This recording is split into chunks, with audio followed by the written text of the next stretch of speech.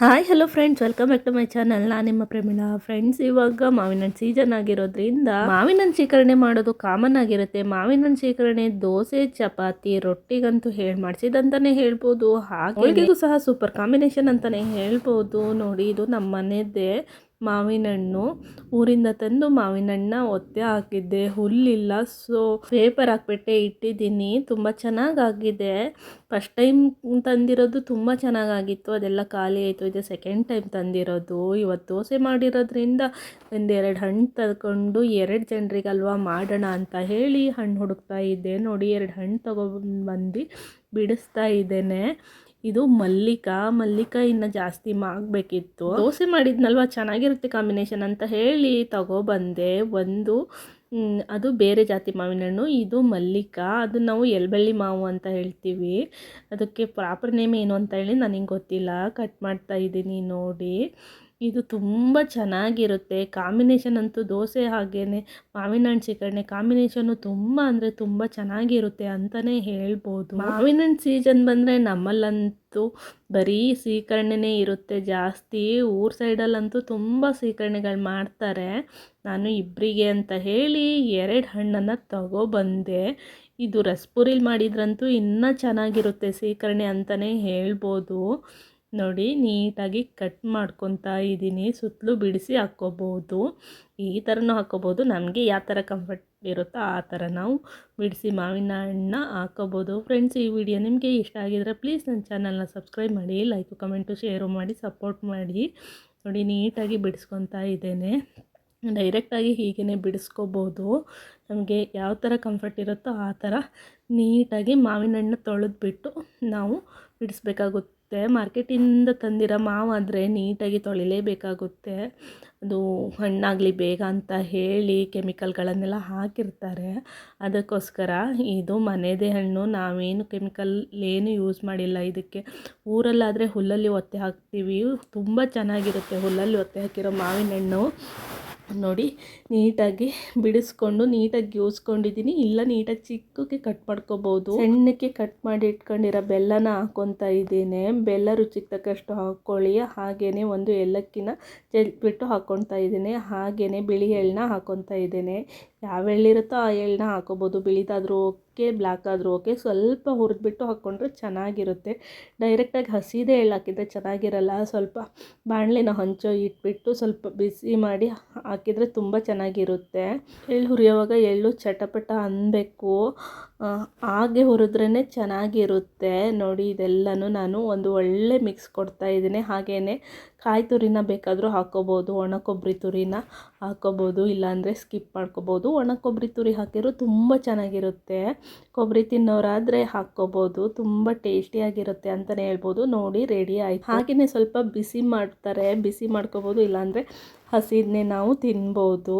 ನೋಡಿ, ನಾನು ದೋಸೆ ಹಾಗೆಯೇ ಚಟ್ನಿ ಜೊತೆಗೆ ನಾನು ಇದನ್ನು ಮಾಡಿದ್ದೀನಿ. ತುಂಬ ಅಂದರೆ ತುಂಬ ಚೆನ್ನಾಗಿರುತ್ತೆ. ಮಾಡ್ಕೊಂಡು ತಿನ್ನಬೇಕು ಅಂತ ಅನ್ನಿಸ್ತಾನೆ ಇರುತ್ತೆ. ಆ ಥರ ಒಂದು ರೆಸಿಪಿ ಇದಾಗಿರುತ್ತೆ. ಫ್ರೆಂಡ್ಸ್, ಈ ವಿಡಿಯೋ ನಿಮಗೆ ಇಷ್ಟ ಆಗಿದ್ದರೆ ಪ್ಲೀಸ್ ನನ್ನ ಚಾನಲ್ನ ಸಬ್ಸ್ಕ್ರೈಬ್ ಮಾಡಿ, ಲೈಕು ಕಮೆಂಟು ಶೇರು ಮಾಡಿ, ಸಪೋರ್ಟ್ ಮಾಡಿ ಅಂತ ಹೇಳ್ತಾ ಇವತ್ತಿನ ವಿಡಿಯೋನ ಮುಗಿಸ್ತಾ ಇದ್ದೀನಿ. Tata, bye bye friends. Next ವಿಡಿಯೋದಲ್ಲಿ ಮೀಟ್ ಮಾಡೋಣ. Hi hello friends, welcome back to my channel. ನಾನು ನಿಮ್ಮ ಪ್ರೇಮಿಳಾ. ಫ್ರೆಂಡ್ಸ್, ಇವತ್ತು ಮಲ್ಲೆ ಹೂ ಕಟ್ಟೋದು ಹೇಗೆ ಅಂತ ಹೇಳಿ ನೋಡೋಣ ಬನ್ನಿ. ಈಸಿಯಾಗಿ ಮನೇಲೆ ಮಲ್ಲೆ ಹೂನ ಕಟ್ಟುವ ಸುಲಭ ವಿಧಾನ ಅಂತಲೇ ಹೇಳ್ಬೋದು. ನೋಡಿ, ನಾನು 30 ರೂಪೀಸ್ ಮಲ್ಲೆ ಹೂನ ತೊಗೊಂಡಿದ್ದೆ. ಒಂದು ಮಾರಿಗೆ 30-40 ಇರುತ್ತೆ, ಸೀಸನ್ ಮೇಲೆ ಡಿಪೆಂಡ್ ಆಗಿರುತ್ತೆ. ಅದೇ 30 ರೂಪಾಯಿ ಹೂ ತೊಗೊಂಡ್ರೆ ನಾವು ಇದನ್ನು 2 ಮಾರಷ್ಟು ಕಟ್ಬೋದು. ದೇವ್ರಿಗೆ ಮುಡ್ಸೋಕ್ಕೆ ಅಂದರೆ 2 ಮಾರಷ್ಟು ಕಟ್ಬೋದು. ಅದೇ ನಾವು ಮುಡ್ಕೋಬೇಕು ಅಂತಂದರೆ ಸ್ವಲ್ಪ ದಪ್ಪ ಕಟ್ಟೋದಾದರೆ ಸ್ವಲ್ಪ ಕಡಿಮೆ ಆಗುತ್ತೆ. ನಾನು 2 ಸೈಡು 2 ಹಾಕಿ ಕಟ್ತಾ ಇದ್ದೀನಿ. ನೋಡಿ, ನಾನು ಇದನ್ನು ದೇವ್ರಿಗೆ ಮುಡ್ಸೋದಕ್ಕೆ ಕಟ್ತಾ ಇದ್ದೇನೆ. ನಾವು ಮುಡ್ಕೊಳಕ್ಕೆ ಬೇಕು ಅಂತ ಅಂದರೆ ಒಂದೊಂದು ಸೈಡಲ್ಲಿ 3-4 ಹಾಕಿ ದಪ್ಪಗೆ ಕಟ್ಕೋಬೋದು. ದಾರನ ನಾನು ಹೂ ಕಟ್ಟೋ ದಾರನೇ ತಗೊಂಡಿದ್ದೀನಿ. ಈ ಹೂವಿಗೆ ಹೂ ಕಟ್ಟೋ ದಾರನೇ ತಗೋಬೇಕು, ಇಲ್ಲ ಅಂತ ಅಂದರೆ ಬಟ್ಟೆ ಹೊಲಿಯೋ ದಾರ, ಶಾರ್ಪ್ ಇರೋ ದಾರ ತೊಗೊಂಡ್ರೆ ಹಾಳಾಗಿ ಹೋಗ್ಬಿಡುತ್ತೆ. ನೋಡಿ, ಎಷ್ಟು ಈಸಿಯಾಗಿ ಕಟ್ಬೋದು ಅಂತ ಹೇಳಿ. ನೋಡಿ, ಒಂದೊಂದು ಸೈಡಿಗೆ 2 ನಾನಿಲ್ಲಿ ಹಾಕ್ಕೊತಾ ಇದ್ದೇನೆ. ಈ ಥರ ಜೋಡಿಸ್ಕೋಬೇಕಾಗುತ್ತೆ ನಾವು. ಒಂದೊಂದು ಸೈಡಿಗೆ 2 ಬರೋಂಗೆ ನಾನು ಜೋಡಿಸ್ಕೊತಾ ಇದ್ದೇನೆ. ಜೋಡಿಸ್ಕೊಂಡು ನೋಡಿ, ದಾರ ತಗೊಂಡು ಈ ಥರ ಕೈಯಲ್ಲಿ ಇಟ್ಕೋಬೇಕಾಗುತ್ತೆ ದಾರನ. ದಾರ ಇಟ್ಕೊಂಡು ನಾನಿಲ್ಲಿ ಮಲ್ಕ್ ಮಾಡಿ ಇಟ್ಕೊಂಡಿದ್ದೀನಲ್ಲ ಹೂನ, ಅದನ್ನು ನಾನಿಲ್ಲಿ ಜೋಡಿಸ್ಕೊತಾ ಇದ್ದೀನಿ. ನೀಟಾಗಿ ಜೋಡಿಸ್ಕೋಬೇಕು.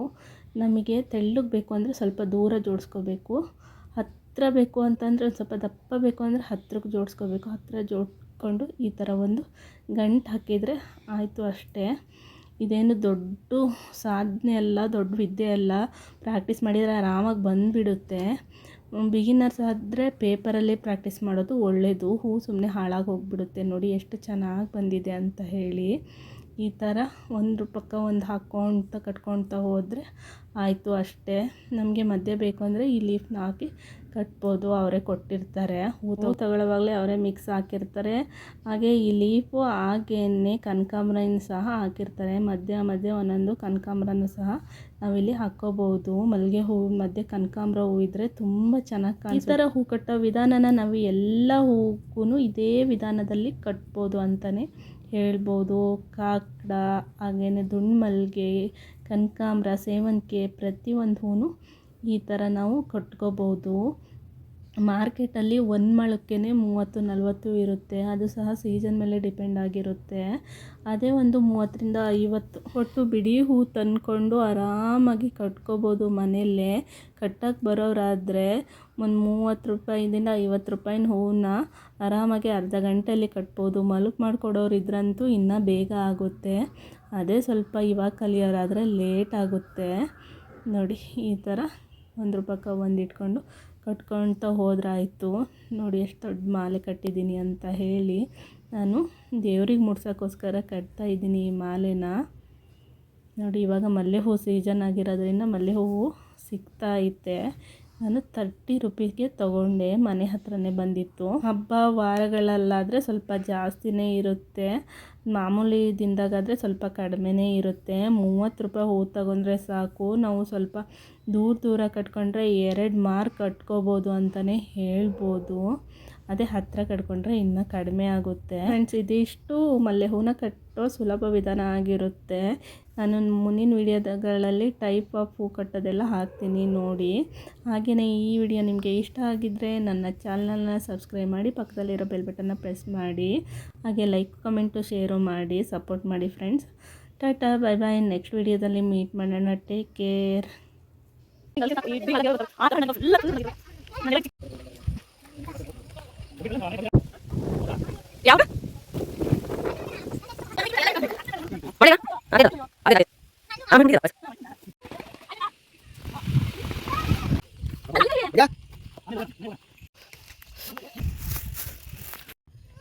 Hi, hello friends, welcome back to my channel. ನಾನು ನಿಮ್ಮ ಪ್ರಮೀಳಾ. ಫ್ರೆಂಡ್ಸ್, ಇವತ್ತು ನಾವು ನಮ್ಮ ಹಳೆ ಮನೆ ಹತ್ರ ಬಂದಿದ್ವಿ.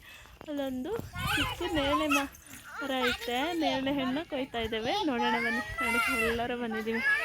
ನಾನು, ಮಗಳು, ನನ್ನ ತಂಗಿ ಮಗಳು, ತಂಗಿ ಗಂಡ ಎಲ್ಲ ಬಂದಿದ್ದೀವಿ. ನಾನು ಬರೋದ್ರೊಳಗೆ ಕೆಳಗೊಂದು ಪಾಟ್ ಹಾಸ್ಕೊಂಡು ಮೇಲೆ ಹಿಂಗೊಂದು ದೋಟಿ ತಗೊಂಡು ಹೊಡೆಯೋಣ ಅಂತ ನೋಡ್ತಿದ್ದಾರೆ. ಬಟ್ ದೋಟಿಲಿ ಸಿಗಲ್ಲ. ಅದು ಮರ ತುಂಬ ಉದ್ದ ಇದೆ. ತುಂಬ ಅಂದರೆ ತುಂಬ ಉದ್ದ ಹೋಗ್ಬಿಟ್ಟಿದೆ. ಕೆಳಗೂ ಹನೆ ಇಲ್ಲ. ಇದು ನೋಡಿ ಎಷ್ಟಂದರೆ ನೋಡೋಕ್ಕೆ ಆಗ್ತಾ ಇಲ್ಲ. ಅಷ್ಟು ನೋಡಿದ ತಕ್ಷಣ ತಿನ್ನಬೇಕು ಅನ್ನೋ ಅಷ್ಟು ಜಾಸ್ತಿ ಹಣ್ಣಾಗಿ ನಿಂತ್ಬಿಟ್ಟತ್ತೆ. ಕೆಳಗೆ ಕೈ ಸಿಗಂಗಿದ್ದಿದ್ರೆ ಕಿತ್ಕೊಂಡು ಹಂಗೆ ಗಪ್ಪ ತಿನ್ಬೋದಿತ್ತು. ಫುಲ್ಲು ಮೇಲೆ ಹೋಗೈತೆ. ಒಂದು ದೋಟಿ ತಗೊಂಡು ಹೊಡೆದ್ರೂ ಬೀಳಲಿಲ್ಲ. ಹಣ್ಣಾಗಿ ಹಣ್ಣಾಗಿ ನಿಂತ್ಬಿಟ್ಟತ್ತೆ. ಗಣೆ ಬೇಕೇ ಬೇಕು. ಟ್ರೈ ಮಾಡಿದ್ರು ದೋಟಿಲಿ ಹೊಡೆಯೋಣ ಅಂತ ಹೇಳಿ, ಬಟ್ ದೋಟಿಲಿ ಇಳ್ಳಿಲ್ಲ. ಯಾಕಂದರೆ ತುಂಬ ಮೇಲೋಗಿದೆ ಮರ. ಅದಕ್ಕೋಸ್ಕರ ನಾವೆಲ್ಲ ಹೊಡೆದ್ರೆ ಅದು ಎಲ್ಲೋ ಹೋಗ್ತಿತ್ತು. ಇದು ತುಂಬ ಅಂದರೆ ತುಂಬ ವರ್ಷದ್ದೇನಿಲ್ಲ. ನಾವು ಚಿಕ್ಕವರಿದ್ದಾಗ ಒಂದು ಚಿಕ್ಕ ಮರ ಇತ್ತು. ಈಗಾಗಲೇ ಎಷ್ಟು ದೊಡ್ಡದಾಗ್ಬಿಟ್ಟಿದೆ. ನಾನು ಅಂದ್ಕೊಂಡಿದ್ದೆ ಇದು ಚಿಕ್ಕ ನೇರಳೆ, ನಮ್ಮ ಕಡೆ ಕಿನ್ನಿ ನೇರಳೆ ಅಂತಾರೆ, ಆ ನೇರಳೆ ಅಂತ ಹೇಳಿ ಅಂದ್ಕೊಂಡಿದ್ದೆ. ಇಲ್ಲ, ಇದು ಜಮ್ಮು ನೇರಳೆನೇ, ತುಂಬ ದೊಡ್ಡದಿದೆ. ಇದು ಫಸ್ಟ್ ಟೈಮು ನಾವು ಕಿತ್ಕೊಂಡು ತಿಂತಿರೋದು ಅಂತಲೇ ಹೇಳ್ಬೋದು. ಇಷ್ಟು ದಿನ ನಾವು ನೆಗ್ಲೆಕ್ಟ್ ಮಾಡಿದ್ವಿ. ಇದು ಚಿಕ್ಕ ನೇರಳೆ ಚೆನ್ನಾಗಿರೋದಿಲ್ಲ ತಿನ್ನೋದಕ್ಕೆ. ಬಾಯಲ್ಲೆಲ್ಲ ಒಂಥರ ಆಗ್ತಿರುತ್ತೆ. ಅದಕ್ಕೋಸ್ಕರ ನಾವು ಅಷ್ಟೊಂದು ಇಂಟ್ರೆಸ್ಟೇ ತೊಗೊಂಡಿರಲಿಲ್ಲ. ಈ ಮನೆ ಬಿಟ್ಟೋಗಿ ನಾವು ಹೆಚ್ಚು ಕಮ್ಮಿ 7 ವರ್ಷ ಆಯಿತು. ನನ್ನ ಮದುವೆ ವರ್ಷ ನಾವು ಈ ಮನೇನ ಬಿಟ್ಟೋದ್ವಿ.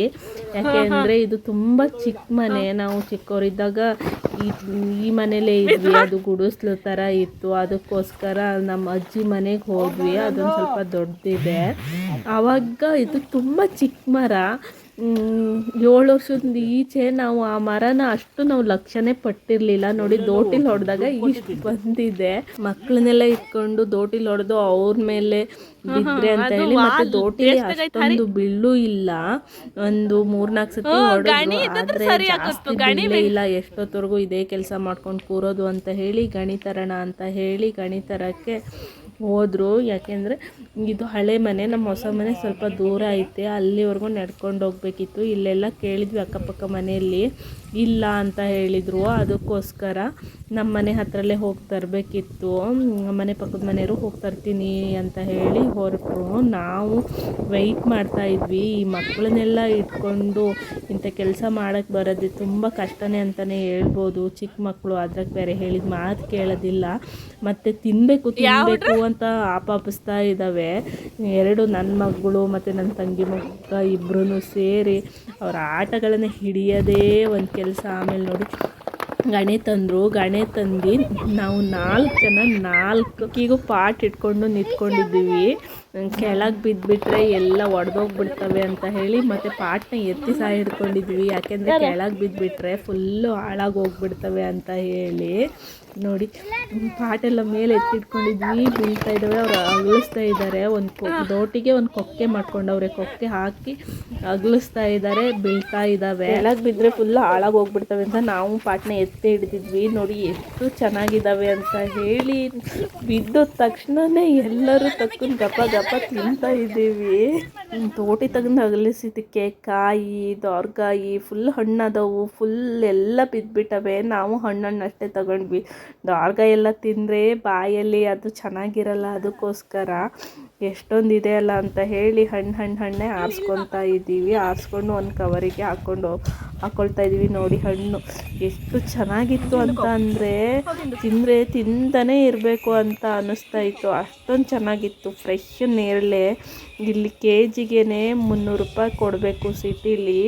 ಊರಲ್ಲಿ ಫ್ರೀ ಆಗಿದ್ರು ನಮ್ಮೂರ ಸೈಡ್ ಇದನ್ನೆಲ್ಲ ತಿನ್ನೋದಿಲ್ಲ. ಆರೋಗ್ಯಕ್ಕೆ ಎಷ್ಟು ಒಳ್ಳೆಯದಾಗಿದೆ ನೇರಳೆ ಹಣ್ಣು, ಆದ್ರೂ ಯಾರು ಎಷ್ಟು ಲಕ್ಷ್ಯಪಟ್ಟು ತಿನ್ನಲ್ಲ. ಅಯ್ಯೋ ಅದನ್ನ ಯಾರು ತಿಂತಾರೆ ಅಂತ ಹೇಳ್ತಾರೆ ನಮ್ಮೂರ ಸೈಡಲ್ಲೆಲ್ಲ. ಹಣ್ಣಾಗಿರೋದೆಲ್ಲ ಆರಿಸ್ಕೊಂಡು ಮತ್ತೆ ಇಡಿದ್ವಿ. ಜನರಿಗೆ ಅಷ್ಟು ಸಾಕಾಗಲ್ಲ ಅಂತ ಹೇಳಿ ಮತ್ತೆ ಅಗಲಿಸ್ತಾ ಇದ್ದಾರೆ. ನೋಡಿ ಗಣೆಗೆ ಒಂದು ಕೊಕ್ಕೆ ಮಾಡ್ಕೊಂಡವ್ರೆ. ಕೊಕ್ಕೆನ ಒಂದು ರಂಬೆಗೆ ಹಾಕಿ ಹಣ್ಣು ಯಾವ್ಯಾವುದ್ರಲ್ಲಿ ಜಾಸ್ತಿ ಇದೆನೋ ಅದಕ್ಕೆ ಹಾಕಿ ಅಗಲಿಸ್ತಾ ಇದ್ದಾರೆ. ನಾವು 4 ಸೈಡಲ್ಲಿ ಪಾಟ್ ಇಡ್ತಿದ್ದೀವಿ. ಪಾಪ ಚಿಕ್ಕ ಮಕ್ಕಳೆಲ್ಲ ಪಾಟ್ ಹಿಡ್ಕೊಂಡವ್ರೆ. ಹಣ್ಣು ಕೆಳಗೆ ಬಿದ್ದರೆ ಅದು ಹಾಳಾಗಿಬಿಡುತ್ತೆ, ತಿನ್ನೋದಕ್ಕೆ ಮಣ್ಣೆಲ್ಲ ಹತ್ಕೊಂಡಿಡುತ್ತೆ ಅನ್ನೋ ಒಂದು ಕಾರಣಕ್ಕೋಸ್ಕರ ಈ ಥರ ಪಾಟ್ ಹಿಡಿದ್ಬಿಟ್ಟು ನೋಡಿ ಏನಾಗಿಲ್ಲ, ಮೇಲೆ ಎತ್ತಿ ಹಿಡ್ದಿದ್ದೀವಿ, ಏನೂ ಆಗಿಲ್ಲ. ಒಂದು ಹಣ್ಣು ವೇಸ್ಟ್ ಆಗಿಲ್ಲ ಅಂತಲೇ ಹೇಳ್ಬೋದು ಈ ಟೆಕ್ನಿಕ್ ಯೂಸ್ ಮಾಡೋಕ್ಕೆ. ಎಲ್ಲೋ ಕೆಳಗೆ ಬರೀ ನೆಲದ ಮೇಲೆ ಬೀಳಿಸಿದ್ರೆ ಅದು ನಾವು ಆರಿಸ್ಕೊಳ್ಳೋಟ್ಲೇ ಮಣ್ಣಾಗಿರೋದು, ಹಣ್ಣಾಗಿರೋದಂತೂ ತಿನ್ನೋಕ್ಕೆ ಸಿಗ್ತಿರ್ಲಿಲ್ಲ. ನೇರಳೆ ಹಣ್ಣು ಫುಲ್ಲು ಹಣ್ಣಾದಮೇಲೆ ತಿನ್ನಬೇಕು, ಟೇಸ್ಟ್ ಅನ್ನೋದು ತುಂಬ ಚೆನ್ನಾಗಿರುತ್ತೆ. ನೋಡಿ ಕಾಯಿ ಇದ್ದಾವೆ ಮತ್ತು ದೋರ್ಗಾಯಿ ಇದ್ದಾವೆ, ಅವೆಲ್ಲ ಚೆನ್ನಾಗಿರೋದಿಲ್ಲ, ತಿಂದರೆ ಬಾಯಲ್ಲಿ ಥರ ಸೊಗುಡು ಅಂತ ಅನಿಸುತ್ತೆ, ಆ ಥರ ಅನಿಸುತ್ತೆ. ನೋಡಿ ಎಷ್ಟು ಚೆನ್ನಾಗಿದೆ ಅಂತ ಹೇಳಿ. ಫ್ರೆಶ್ ನೇರಳೆ, ನಮ್ಮರದ್ದೇ ಫ್ರೆಶ್ ನೇರಳೆ, ಇದೇನು ಹಾಕಿರೋದಲ್ಲ, ತಾನೇ ಬಿದ್ದು ಮರ ಆಗಿರೋದು. ತುಂಬ ಖುಷಿಯಾಗುತ್ತೆ. ನಮ್ಮಲ್ಲೆಲ್ಲ ನಾವು ಚಿಕ್ಕವರಿದ್ದಾಗ ತುಂಬ ನೇರಳೆ ಮರ ಇದ್ದವು, ಬಟ್ ಈಗಂತೂ ನೇರಳೆ ಮರ ಅನ್ನೋದು ಹೆಸರು ಇಲ್ದಂಗೆ ಆಗೋಗಿದ್ದಾವೆ. ನಮ್ಮ ಜನಗಳಿಗೆ ಕೆಲವೊಂದು ವಸ್ತುಗಳದ್ದು ಬೆಲೆನೇ ಗೊತ್ತಿಲ್ಲ ಅಂತಲೇ ಹೇಳ್ಬೋದು. ಸಿಟಿ ಸೈಡಲ್ಲಿ 1 KGಗೆ 300-400 ರೂಪಾಯಿ ಆದರೂ ಕೊಂಡ್ಕೊಂಡು ತಿಂತಾರೆ. ನಮ್ಮ ಹಳ್ಳಿ ಸೈಡಲ್ಲಿ ಹಾಗೆ ಬಿದ್ರೂ ಯಾರೂ ಮೂಸ್ ನೋಡಲ್ಲ. ಹಾಗೇ ಮರನೂ ಅಷ್ಟೇ, ಅದನ್ನು ನಾವು ಮುಂದಿನ ಪೀಳಿಗೆಗೆ ಕೊಡಬೇಕು ಅಂತ ಹೇಳಿ ಇಟ್ಕೊಳ್ಳೋದು ಇಲ್ಲ. ಹೊಲದ ಕಡೆ ಗದ್ದೆ ಕಡೆ ಇರೋದು ಬೇಕಾದರೆ ಕಡಿದ್ಬೇಕಾದ್ರೆ ಬಿಸಾಕ್ಬಿಡ್ತಾರೆ. ಆದರೆ ಅದನ್ನು ಯಾರೂ ಮುಂದಿನ ಪೀಳಿಗೆಗೆ ಕೊಡಬೇಕು ಅಂತ ಹೇಳಿ ನಾವು ಉಳಿಸ್ಕೊತ ಇಲ್ಲ. ಅದಂತೂ ತುಂಬ ಬೇಜಾರು. ನಾವು ಚಿಕ್ಕವರಿದ್ದಾಗ ನೇರಳೆ ಮರ, ಹತ್ತಿ ಮರ, ಗೇರ್ ಮರ, ಮಾವಿನ ಮರ, ಪರ್ಗಿ ಮಟ್ಟಿ ಅಂತ ಇಂಥ ಎಂತೆಂಥದೋ ಹಣ್ಣುಗಳು ಎಲ್ಲ ಸಿಕ್ತಿತ್ತು. ಬಟ್ ಈಗಂತೂ ಎಲ್ಲ ಕಡ್ದು ಯಾವುದು ಮರಗಳೇ ಇಲ್ಲ. ನೆಕ್ಸ್ಟ್ ಜನ್ರೇಷನಿಗಂತೂ ಅದು ಇರೋದಿಲ್ಲ ಅಂತ ಅನಿಸುತ್ತೆ. ನಾನು ನೋಡ್ದಂಗೆ ನಮ್ಮಲ್ಲಿ ತುಂಬ ಅಂದರೆ ತುಂಬ ನೇರಳೆ ಮರಗಳಿತ್ತು ನಾವು ಚಿಕ್ಕವರಿದ್ದಾಗ. ಈಗಂತೂ ಹೇಳೋ ಹೆಸರಾಗಿಲ್ಲ.